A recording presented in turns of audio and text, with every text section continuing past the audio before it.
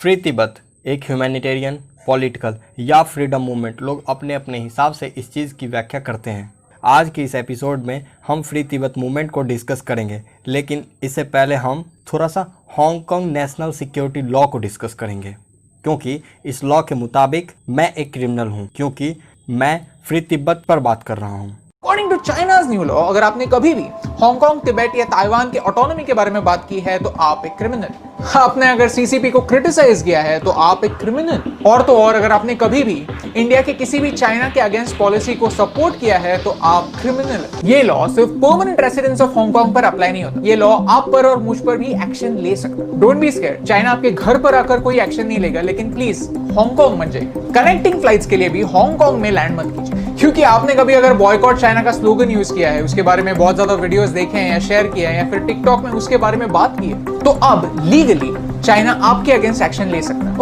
सबसे बड़ी बात, आप अवेयर रहिए, आप जियो पॉलिटिकल इशू को समझिए, इसके बारे में आर्टिकल्स पढ़िए, वीडियोस देखिए, और अगर आपको लगता है कि हमारे वीडियोस और ये चैनल आपके इस काम को आसान बनाती है तो प्लीज़ इस वीडियो को लाइक करके चैनल को सब्सक्राइब जरूर करें। फ्री तिब्बत का मतलब तिब्बतियन प्लेटू के उस रीजन से है जिसको चाइना कैप्चर करके तिब्बत ऑटोनमस रीजन का नाम दिया है, जहां पर ऑटोनॉमी जैसा कुछ भी नहीं है।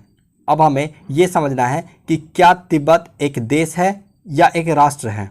देश को हम ऐसे परिभाषित कर सकते हैं कि एक देश एक सरकार द्वारा शासित लोगों का एक समूह है जिसका उन लोगों पर अंतिम अधिकार है।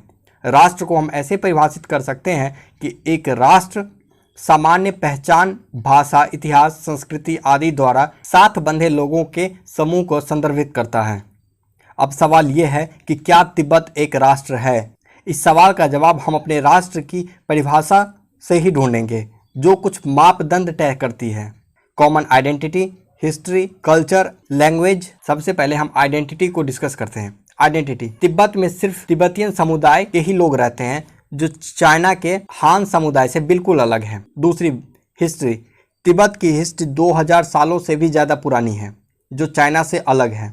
Culture, Tibetan Buddhism, literature, art से बेसिकली हम तिब्बत के कल्चर को आइडेंटिफाई करते हैं, जो रेस्ट ऑफ द चाइना से डिफरेंट है।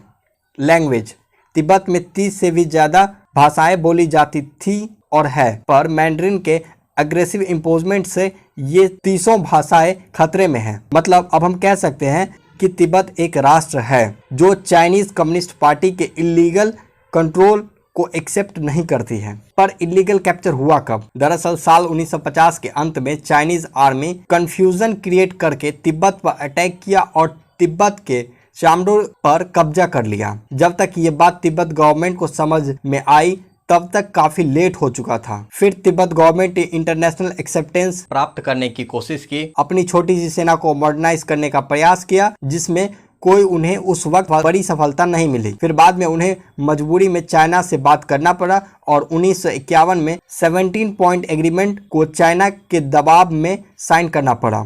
उस वक्त दलाई लामा की उम्र 15 से 16 साल रही होगी। दलाई लामा एक पद है, ये कोई व्यक्ति विशेष का नाम नहीं। तिब्बतियन बुद्धिज्म के सर्वोच्च धार्मिक नेता को यह पद दिया जाता है। तिब्बतियन बुद्धिज्म के 14वें दलाई लामा का नाम तेंजिन ग्यात्सो है, जो भारत में 1959 के बाद से रहते हैं। दरअसल 17 पॉइंट एग्रीमेंट साइन होने के बाद चाइनीज कम्युनिस्ट पार्टी की आर्मी तिब्बत के धार्मिक लोगों का बड़ी ही बर्बर तरीके से नरसंहार करना शुरू कर दिया। हजारों मोनेस्ट्रीज को तोड़ दिए, यहाँ तक कि तिब्बतियन बौद्ध धर्म पर प्रतिबंध लगा दिया, जिसे फिर बाद में 1976 में उस प्रतिबंध को हटा दिया।